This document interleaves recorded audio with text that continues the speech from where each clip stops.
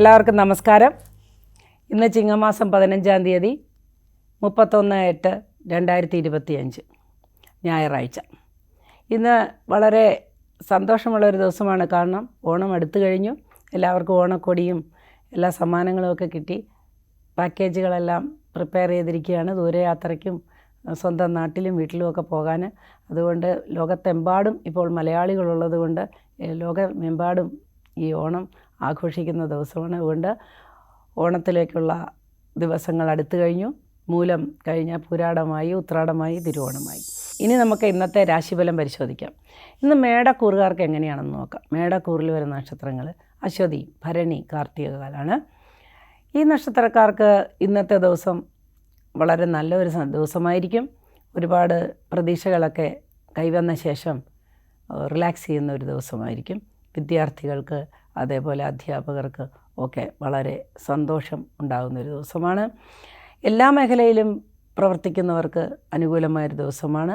എന്നാൽ ആശുപത്രികളിൽ പ്രവർത്തിക്കുന്നവർക്ക് അല്ലെങ്കിൽ മെഡിക്കൽ സയൻസുമായി ബന്ധപ്പെട്ടവർക്കൊക്കെ കുറച്ച് ക്ലേശങ്ങൾ ഉള്ളതായിട്ട് കാണുന്നു. അതേപോലെ അധികാരമുള്ള ജോലികൾ ചെയ്യുന്നവർക്കും ചില ക്ലേശങ്ങൾ അനുഭവപ്പെട്ടേക്കാം. ഏതായാലും ഈശ്വര പ്രാർത്ഥനയോടുകൂടി മുൻപോട്ട് പോയാൽ നിങ്ങളുടെ പ്രയാസങ്ങൾക്കൊക്കെ പരിഹാരം കാണുന്നതാണ്. ബിസിനസ്സുകാർക്ക് ഇന്ന് താരതമ്യേന ഗുണദോഷ സമ്മിശ്രമായൊരു ദിവസമായിരിക്കും. ഗുണാധിക്യമാണ് കാണുന്നത്. വൈകുന്നേരം നല്ല ഒരു കച്ചവടമോ അല്ലെങ്കിൽ സെയിൽസൊക്കെ നടക്കാനായി സാധ്യതയുണ്ട്. എന്നാൽ ദിവസത്തിൻ്റെ ആദ്യ പകുതി വളരെ നിരാശാവഹമായിരിക്കും. വിഷമിക്കേണ്ടതില്ല. പ്രാർത്ഥനയോടുകൂടി മുമ്പോട്ട് പോകുക. വൈകുന്നേരം നിങ്ങളുടെ പ്രയാസങ്ങളെല്ലാം മറികടക്കാൻ സാധിക്കുന്നതാണ്. ഇനി നമുക്ക് ഇടവക്കൂറിൽ വരുന്ന നക്ഷത്രക്കാരുടെ രാശിഫലം പരിശോധിക്കാം. കാർത്തിക, മുക്കാല്, രോഹിണി, മകേരത്തര. ഈ കൂറിൽ വരുന്ന നക്ഷത്രക്കാർക്ക് ഇന്ന് വളരെ സന്തോഷമുള്ളൊരു ദിവസമായിരിക്കും. ഒരുപാട് കാര്യങ്ങൾ അനുകൂലമായി സംഭവിക്കുന്ന ദിവസമാണ്. അതേപോലെ എല്ലാ മേഖലയിലും പ്രവർത്തിക്കുന്നവർക്കും അനുകൂലമായ ദിവസമായിരിക്കും. എന്നാൽ കുട്ടികൾക്ക് ചില ബുദ്ധിമുട്ടുകൾ ഉണ്ടായേക്കാം. പ്രത്യേകിച്ച് 10 വയസ്സിന് താഴെയുള്ള കുട്ടികൾക്ക് ചില അപകടങ്ങളോ ചില ആരോഗ്യ പ്രശ്നങ്ങളോ അസുഖങ്ങളോ ഒക്കെ ഉണ്ടാകാൻ സാധ്യതയുണ്ട്. അപ്പോൾ അതുകൊണ്ട് നിങ്ങൾ ഈശ്വര പ്രാർത്ഥനയിൽ മുഴുകുക. വേറെ മറ്റ് ബുദ്ധിമുട്ടുകളൊന്നും കാണുന്നില്ല. അതിനെല്ലാം ശാശ്വതമായ പരിഹാരം കണ്ടെത്താവുന്നതാണ്. ദിവസത്തിൻ്റെ അവസാനത്തോടുകൂടി സംഘർഷങ്ങളെല്ലാം അവസാനിക്കുന്നതാണ്. ബിസിനസ്സുകാർക്ക് ഇന്നത്തെ ദിവസം അനുകൂലമായൊരു ദിവസമായിരിക്കും. എല്ലാ മേഖലയിലും പ്രവർത്തിക്കുന്നവർക്കും ഇന്നത്തെ ദിവസം വളരെ അനുകൂലമായിരിക്കും. എന്നാൽ കലാകായിക രംഗത്ത് പ്രവർത്തിക്കുന്നവർക്ക് ഗുണദോഷ സമ്മിശ്രമായൊരു ദിവസമായിരിക്കും ഇന്ന്. അധികാരമുള്ള ജോലി ചെയ്യുന്നവർക്ക് അല്ലെങ്കിൽ യൂണിഫോം ഇട്ട ജോലി ചെയ്യുന്നവർക്കൊക്കെ ചില ക്ലേശങ്ങൾ ഉണ്ടാകുന്നതൊഴിച്ചാൽ ഇന്ന് പൊതുവിൽ നല്ല ഒരു ദിവസമായിരിക്കും ഇടവക്കൂറുകാർക്ക്. അടുത്തതായി നമുക്ക് മിഥുനക്കൂറുകാരുടെ ഫലം നോക്കാം. മിഥുനക്കൂറിൽ വരുന്ന നക്ഷത്രങ്ങളാണ് മകയിരത്തര, തിരുവാതിര, പുണർദം, മുക്കാല്. തിരുവാതിര നക്ഷത്രക്കാർക്ക് ഇന്ന് ചില ഭാഗ്യങ്ങൾ വന്നു ചേരാൻ സാധ്യതയുണ്ട്. അപ്രതീക്ഷിതമായി കിട്ടാതെ കിടക്കുന്ന പണം തിരിച്ച് കയ്യിൽ വന്നു ചേരാൻ സാധ്യതയുണ്ട്. അതേപോലെ പണച്ചെലവ് കുറഞ്ഞിരിക്കുന്ന ഒരു ദിവസമായിരിക്കും. എങ്കിലും സൂക്ഷിച്ച് ചിലവാക്കുക.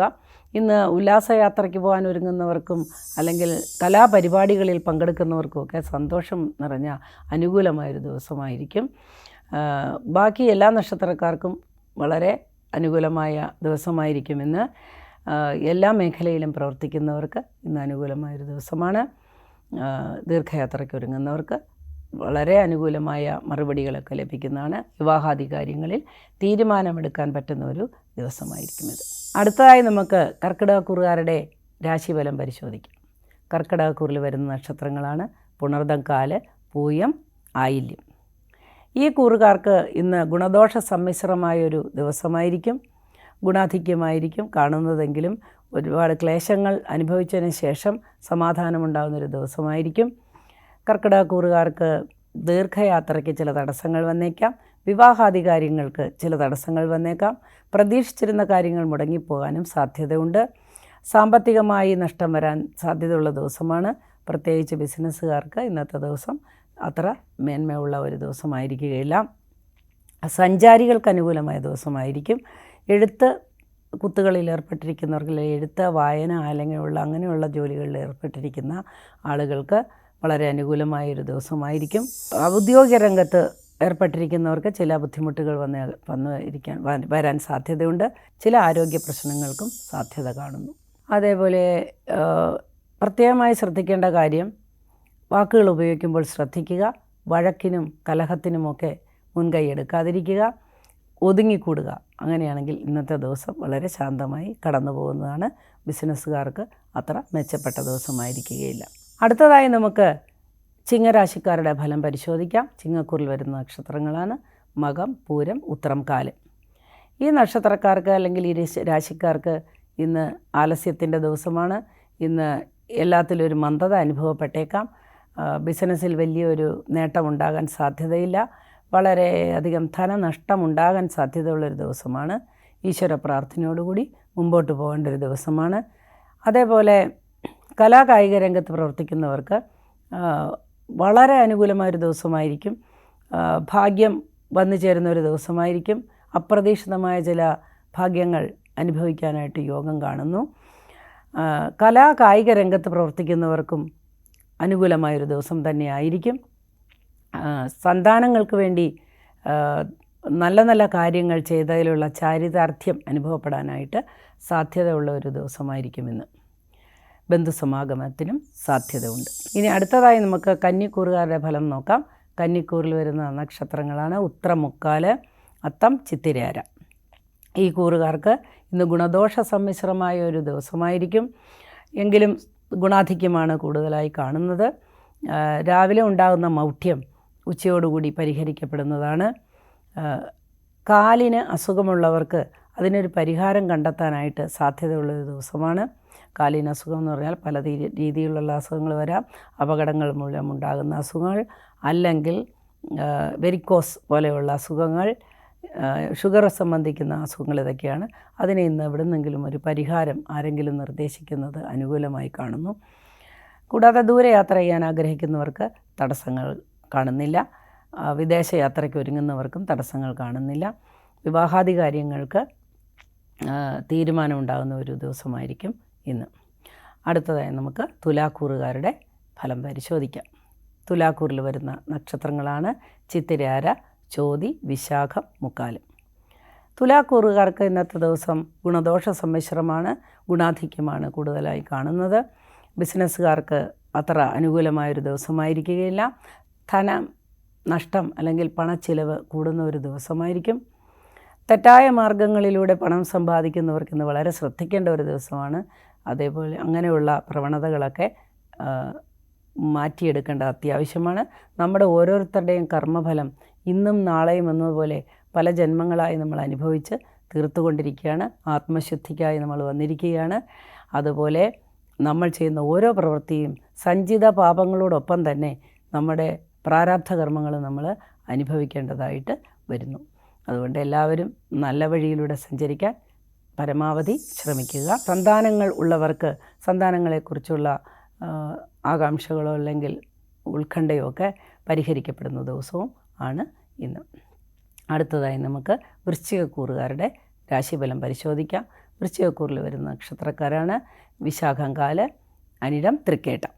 ഈ കൂറുകാർക്ക് ഇന്ന് ഗുണദോഷ സമ്മിശ്രമായ ദിവസമായിരിക്കും. എങ്കിലും അവർക്ക് പകൽ വളരെ സന്തോഷമുള്ള ഒരു ദിവസമായിരിക്കും. ഒരുപാട് കാര്യങ്ങൾ സാധിക്കുന്നതാണ്. എല്ലാ മേഖലയിലുമുള്ള തൊഴിൽ ചെയ്യുന്നവർക്ക് അനുകൂലമായൊരു ദിവസമായിരിക്കും ഇന്ന്. എന്നാൽ ട്രെഡിങ് അല്ലെങ്കിൽ ഇങ്ങനെയുള്ള തൊഴിലൊക്കെ ചെയ്യുന്നവർക്ക് അല്ലെങ്കിൽ സാഹസിക യാത്രയ്ക്കൊക്കെ ഒരുങ്ങുന്നവർക്ക് ഇന്ന് അത്ര നല്ല ഒരു ദിവസമല്ല. അപകട സാധ്യത കാണുന്നു. വളരെ ശ്രദ്ധയോടുകൂടിയും പ്രാർത്ഥനയോടും കൂടിയും മുൻപോട്ട് പോവേണ്ട ഒരു ദിവസമായിരിക്കും ഇത്. സ്പോർട്സ് മേഖലയിൽ പ്രവർത്തിക്കുന്നവർക്കും അനുകൂലമായ ദിവസമല്ല. കലാകായിക രംഗത്ത് പ്രവർത്തിക്കുന്നവർക്ക് ആശ്വാസവും സമാധാനവും ഒക്കെ കിട്ടുന്ന ഒരു ദിവസമായിരിക്കും ഇന്ന്. അടുത്തതായി നമുക്ക് ധനുരാശി പരിശോധിക്കാം. ധനുരാശിയിൽ വരുന്ന നക്ഷത്രങ്ങളാണ് മൂലം, പൂരാടം, ഉത്രാടം, കാല്. ഈ രാശിക്കാർക്ക് വളരെ അധികം അനുകൂലമായൊരു ദിവസമായിരിക്കും ഇന്ന്. ഉദ്ദേശിച്ച പല കാര്യങ്ങളും സാധിക്കുന്ന ദിവസമാണ്. ബന്ധുസമാഗമത്തിനുള്ള ഒരു ദിവസമായിരിക്കും ഇന്ന്. ഉല്ലാസയാത്രയ്ക്ക് ഒരുങ്ങുന്നവർക്ക് അത് അനുകൂലമായി കാണുന്നു. കൂടാതെ എല്ലാ മേഖലയിലും പ്രവർത്തിക്കുന്നവർക്ക് അനുകൂലമായൊരു ദിവസമാണ്. എങ്കിലും ചില മേഖലയിൽ, പ്രത്യേകിച്ച് സാംസ്കാരിക മേഖലയിൽ, രാഷ്ട്രീയ മേഖലയിലൊക്കെ പ്രവർത്തിക്കുന്നവർക്ക് പ്രതികൂലമായൊരു ദിവസമായിരിക്കും. ഒരുപാട് സംഘർഷങ്ങൾ നേരിടേണ്ടി വന്നേക്കാം. അതേപോലെ ആവശ്യമില്ലാത്ത കാര്യങ്ങൾ ഇടപെടാൻ പ്രവണത ഉള്ളവർ അത്തരം കാര്യങ്ങൾ നിയന്ത്രിക്കേണ്ട ഒരു ദിവസമായിരിക്കും ഇന്ന്. എല്ലാവരെയും യോജിപ്പിച്ചു കൊണ്ടുപോകാൻ പറ്റുന്ന ഒരു ദിവസമായിരിക്കില്ല ഇന്ന്. കുടുംബത്തിൽ കലഹങ്ങൾ പൊട്ടിപ്പുറപ്പെട്ടേക്കാം. അതിന് ആത്മസംയമനമാണ് ഏറ്റവും അത്യാവശ്യമായി കാണുന്നത്. അടുത്തതായി നമുക്ക് മകരക്കൂറുകാരുടെ ഫലം പരിശോധിക്കാം. മകരക്കൂറിൽ വരുന്ന നക്ഷത്രക്കാർക്ക് ഇന്ന് ഗുണദോഷ സമ്മിശ്രമായ ഒരു ഫലമായിരിക്കും കിട്ടുന്നത്. എല്ലാ മേഖലയിലും പ്രവർത്തിക്കുന്നവർക്ക് ഇതേ ഫലമാണ് കാണുന്നത്. പ്രത്യേകമായിട്ട് ഒരു മേഖലയിലും പ്രവർത്തിക്കുന്നവർക്ക് ദോഷമോ ഒന്നും കാണുന്നില്ല. എന്നാൽ ബിസിനസ് ചെയ്യുന്നവർക്ക് അത്ര അനുകൂലമായൊരു ദിവസമായിരിക്കുകയില്ല. ധനച്ചെലവ് കാണുന്നു. കുടുംബത്തിൽ കലഹം ഉള്ളവർക്ക്, കുടുംബകലഹം അല്ലെങ്കിൽ കുടുംബത്തിൽ ബുദ്ധിമുട്ടുകൾ അല്ലെങ്കിൽ രോഗാതി ദുരിതങ്ങൾ മൂലം സംഘർഷങ്ങൾ അനുഭവിക്കുന്നവർക്കൊക്കെ ഇന്ന് ആശ്വാസം ലഭിക്കുന്ന ഒരു ദിവസമായിരിക്കും. അടുത്തതായി നമുക്ക് കുംഭക്കൂറുകാരുടെ ഫലം പരിശോധിക്കാം. കുംഭക്കൂറിൽ വരുന്ന നക്ഷത്രക്കാർക്ക് ഗുണദോഷ സമ്മിശ്രമായൊരു ദിവസമായിരിക്കും ഇന്ന്. കുംഭക്കൂറിൽ വരുന്ന നക്ഷത്രക്കാരാണ് അവിട്ടത്തര, ചതയം, പൂരിട്ടാതി, മുക്കാലും. ഇന്ന് ഈ കൂറുകാർക്ക് വളരെ ശാന്തമായൊരു ദിവസമായിരിക്കും. എന്നാൽ പ്രത്യേകിച്ച് ഒരു മാറ്റമൊന്നും കാണുന്നില്ല. ആർക്കും വലിയ ദോഷമൊന്നും കാണുന്നില്ല എങ്കിലും പണച്ചിലവ് കൂടിയൊരു ദിവസമായിരിക്കും.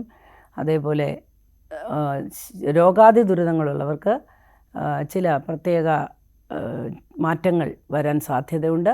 അതുകൊണ്ട് ഈശ്വര പ്രാർത്ഥന അനിവാര്യമാണ്. ബന്ധുമിത്രാദികളുമായി കൂടി കഴിയുന്നതിനും ഷെയർ പോലെയുള്ള കാര്യങ്ങളിൽ നിക്ഷേപിച്ചിരിക്കുന്നവർക്ക് വളരെ ലാഭം കിട്ടുകയും ചെയ്യുന്ന ഒരു ദിവസമായിരിക്കും ഇന്ന്. അടുത്തതായി നമുക്ക് മീനക്കൂറുകാരുടെ ഫലം നോക്കാം. മീനക്കൂറിൽ വരുന്ന നക്ഷത്രങ്ങളാണ് പൂട്ടാതി, കാല്, ഉത്രട്ടാതി, രേവതി. മീനക്കൂറിൽ വരുന്ന നക്ഷത്രക്കാർക്ക് ഇന്ന് വളരെ അനുകൂലമായ ദിവസമാണ്.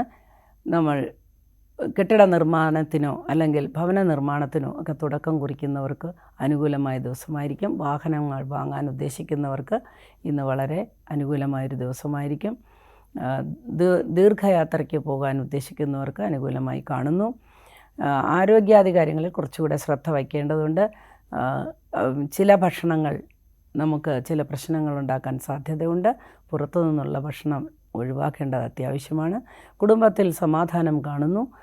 ദീർഘനാളായി ഉണ്ടായിരുന്ന സംഘർഷങ്ങളും മാനസിക പിരിമുറുക്കങ്ങളുമൊക്കെ ഇന്ന് പരിഹരിക്കപ്പെടുന്നതായി കാണുന്നു. ഗുണാധിക്യമുള്ള ഒരു ദിവസമാണ്. മറ്റ് ചില കാര്യങ്ങൾ പറയാനുള്ളത്, ഈശ്വര പ്രാർത്ഥന അനിവാര്യമാണ്. കാരണം 7.5 ശനിയുടെ ജന്മശനി നടക്കുകയാണ്. അതുകൊണ്ട് ശനി ഭഗവാനെ പ്രാർത്ഥിക്കുക. ശനൈശ്ചരായ നമ എന്ന് ജപിക്കുക. ശനി ഒരു ഗ്രഹമാണ്. ശനൈഹി ചരഹ എന്നാണ് നമ്മൾ ശനിയെ വിളിക്കുന്നത്. അതിനെ സമന്വയിപ്പിക്കുമ്പോൾ ശനൈശ്ചരായ നമ എന്നാണ് നമ്മളതിനെ സ്തുതിക്കേണ്ടത്. അതേപോലെ അയ്യപ്പസ്വാമിയെ പ്രാർത്ഥിക്കുക. ക്ഷേത്ര ദർശനങ്ങളൊക്കെ നടത്തുക. എല്ലാ ഐശ്വര്യങ്ങളും നിങ്ങൾക്കുണ്ടാകട്ടെ എന്ന് പ്രാർത്ഥിക്കുന്നു. ഇന്ന് ഞായറാഴ്ചയാണല്ലോ. ഇന്നെല്ലാവരും പൊതുവെ റിലാക്സ് ചെയ്യുന്ന ദിവസമാണ്. എന്നാൽ ഓണമായതുകൊണ്ട് പ്രത്യേകിച്ചും റിലാക്സേഷനുള്ള ദിവസമാണ്. വളരെ ഉല്ലാസ കേന്ദ്രങ്ങളൊക്കെ സന്ദർശിക്കുന്ന ഒരു ദിവസമായിരിക്കും. ഓണത്തിൻ്റെ ഒരുക്കങ്ങളിലായിരിക്കും എല്ലാവരും. നമ്മുടെ മാവേലി തമ്പുരാൻ എഴുന്നള്ളാനുള്ള സമയമായി. നമ്മളുടെ മിത്തുകളും യാഥാർത്ഥ്യങ്ങളും എല്ലാം സമന്വയിപ്പിച്ച ഈ ഹാർവസ്റ്റ് ഫെസ്റ്റിവൽ നമുക്ക് സന്തോഷമായിട്ട് ആഘോഷിക്കാം. അപ്പോൾ ഇന്ന് ഞായറാഴ്ച ഞാൻ പറയാൻ ഉദ്ദേശിക്കുന്നത് ഇന്നലത്തെ തുടർച്ചയായിട്ട് ശനിയുടെ ചില കാര്യങ്ങളാണ്. 7.5 ശനി എന്ന് പറഞ്ഞു കഴിഞ്ഞാൽ നമ്മുടെ ജന്മത്തിലും അതേപോലെ 1ലും 2ലും ശനി വരുമ്പോൾ ഉണ്ടാകുന്ന ഒരു ദോഷഫലമാണെന്ന് പറഞ്ഞു. ഇനി എല്ലാവർക്കും സംശയം തോന്നും, ഈ 1, 2 അല്ലെങ്കിൽ 12 എന്നൊക്കെ പറഞ്ഞാൽ എന്താണ് എന്ന് തോന്നും അല്ലേ. അപ്പം 1ലും 12ലും ജന്മത്തിലും ശനി വരുന്ന സമയത്തിനെ നമ്മൾ 7.5 ശനി കാലം എന്ന് വിളിക്കുന്നു. അപ്പോൾ ഇപ്പോൾ 7.5 ശനി അനുഭവിക്കുന്ന നക്ഷത്രക്കാരാരൊക്കെയാണ് എന്ന് നിങ്ങൾക്ക് അറിയാൻ ആകാംക്ഷ കാണും അല്ലേ. ഇന്നത്തെ ഞായറാഴ്ചയ്ക്ക് ഒരു പ്രത്യേകതയുണ്ട്. കാരണം ഓണവും കൂടിയാണ്, ഓണക്കാലമാണല്ലേ. എല്ലാവരും സന്തോഷകരമായ ഒരുപാട് നിമിഷങ്ങൾ പങ്കിടുന്ന ഒരു ദിവസമാണ്. ഉല്ലാസയാത്രയും അതേപോലെ ആഹ്ലാദം നിറഞ്ഞ ബന്ധുസമാഗമങ്ങളും എല്ലാം കൊണ്ട് പുതിയ വസ്ത്രങ്ങളും ഒക്കെ അണിയാനുള്ള വ്യഗ്രതയിലൊക്കെ ഇരിക്കുകയാണ്. പുതിയ ഗ്രഹോപകരണങ്ങളൊക്കെ ഓഫറുകളൊക്കെ ഉണ്ടല്ലോ, അതൊക്കെ വാങ്ങിച്ച് എല്ലാവരും സന്തോഷിച്ചിരിക്കുന്ന ഒരു ദിവസമാണല്ലേ ഇന്ന്. എന്നാൽ നമുക്ക് ഇന്ന് ഒരു പ്രത്യേക കാര്യവും കൂടി നമുക്ക് നോക്കാം. നമ്മൾ ഇന്നലെ ഒരു ഏഴര ശനിയുടെ കാര്യങ്ങളും ശനിദോഷങ്ങളും ഒക്കെ പറഞ്ഞു വെച്ചല്ലോ. അപ്പോൾ നമുക്ക് സ്വാഭാവികമായിട്ടും ഈ 12-ലും 1-ലും 2-ലും ശനി വരുന്നത് ഏഴര ശനിക്കാലമാണെന്നൊക്കെ പറഞ്ഞല്ലോ. അപ്പോൾ അത് എന്താണ്, അല്ലെങ്കിൽ ഏത് നക്ഷത്രക്കാർക്കൊക്കെയാണ് ഇപ്പോൾ ഏഴര ശനി അനുഭവിക്കുന്നതെന്ന് നമുക്കൊന്ന് പരിശോധിച്ച് നോക്കാം. ഇപ്പോൾ ഏഴര ശനി അനുഭവിക്കുന്ന നക്ഷത്രക്കാരാണ് അവിട്ടത്തര, ചതയം, പൂരുരുട്ടാതി, മുക്കാല്.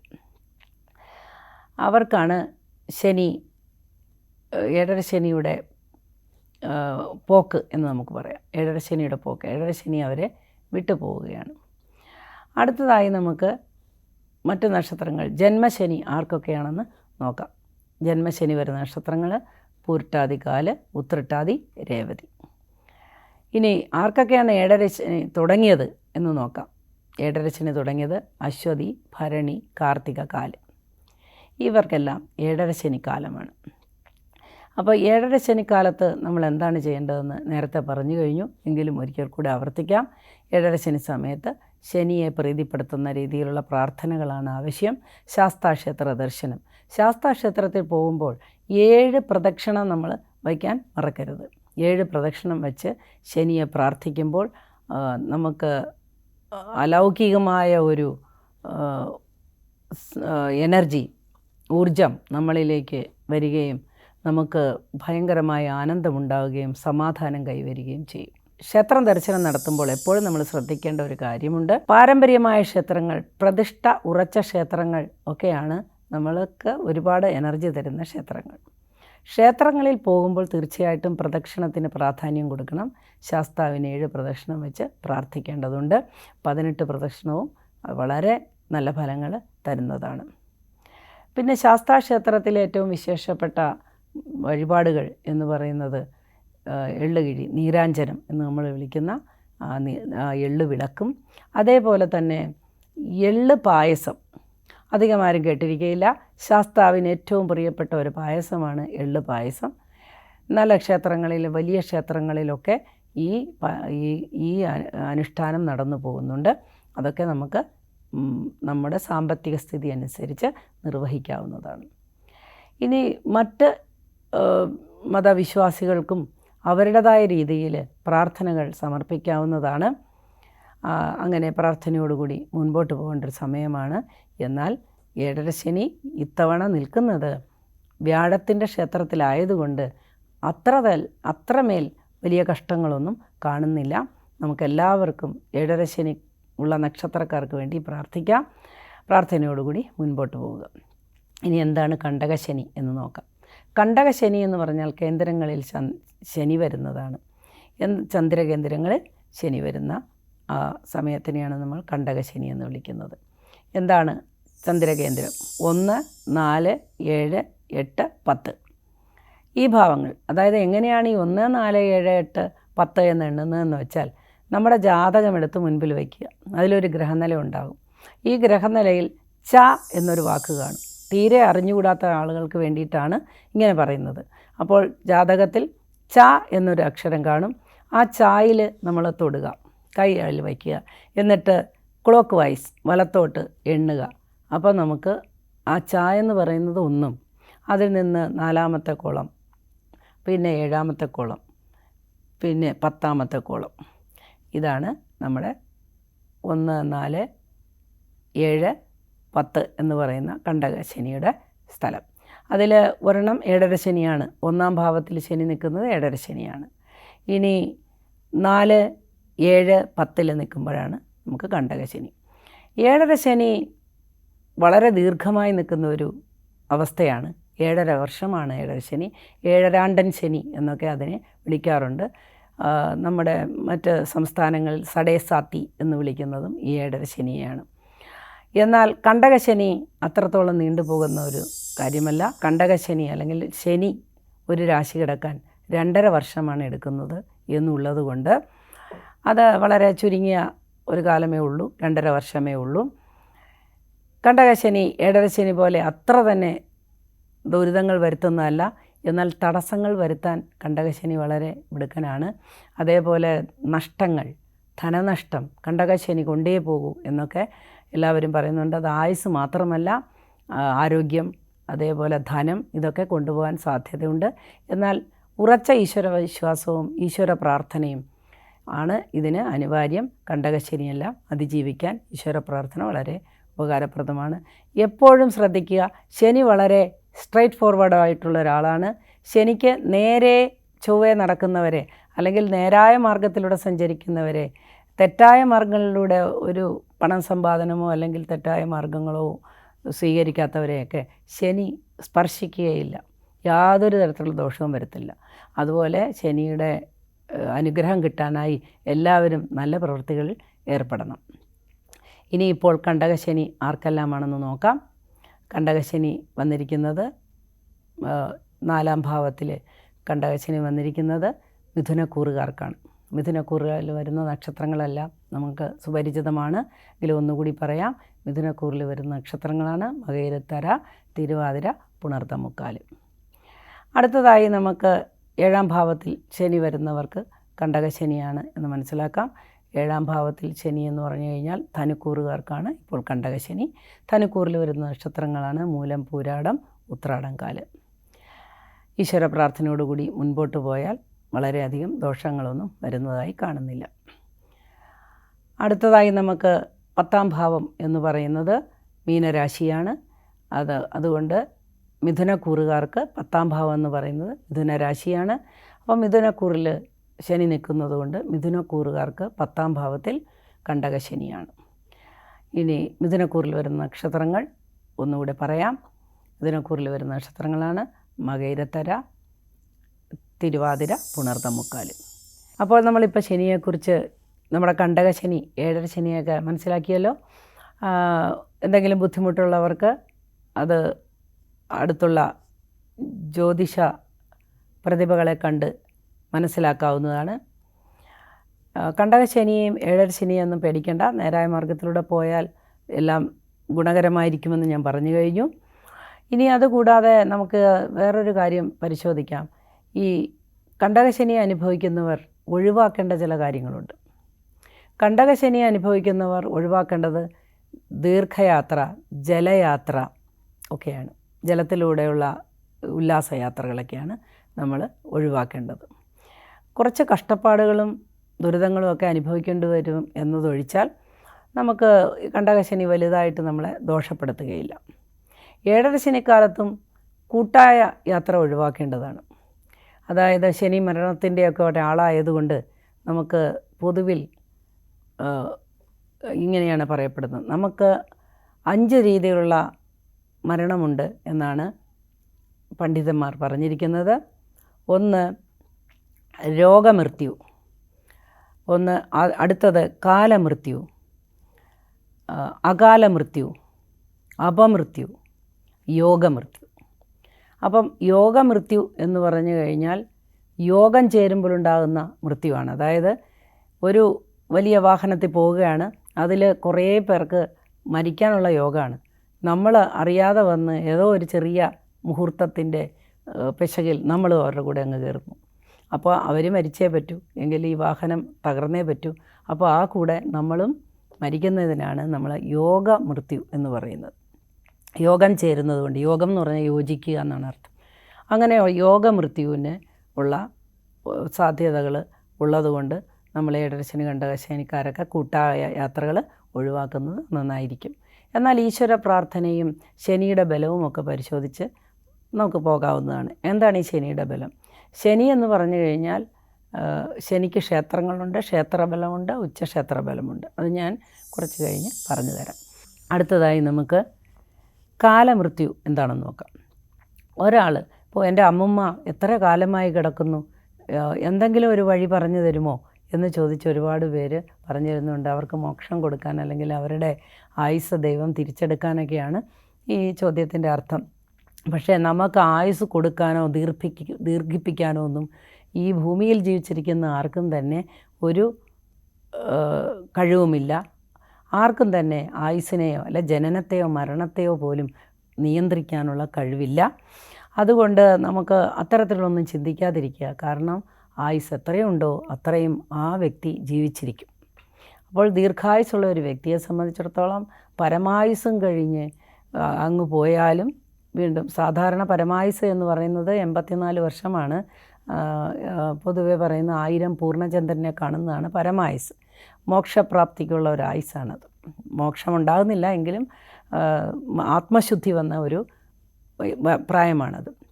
അപ്പോൾ രോഗം ബാധിച്ചാൽ പോലും ചില ആളുകൾക്ക് ആയുർദൈർഘ്യമുണ്ടെങ്കിൽ അവർക്ക് ആയുസ് അനുഭവിച്ച് തീരുന്നവരെ ഇരുന്നേ പറ്റൂ.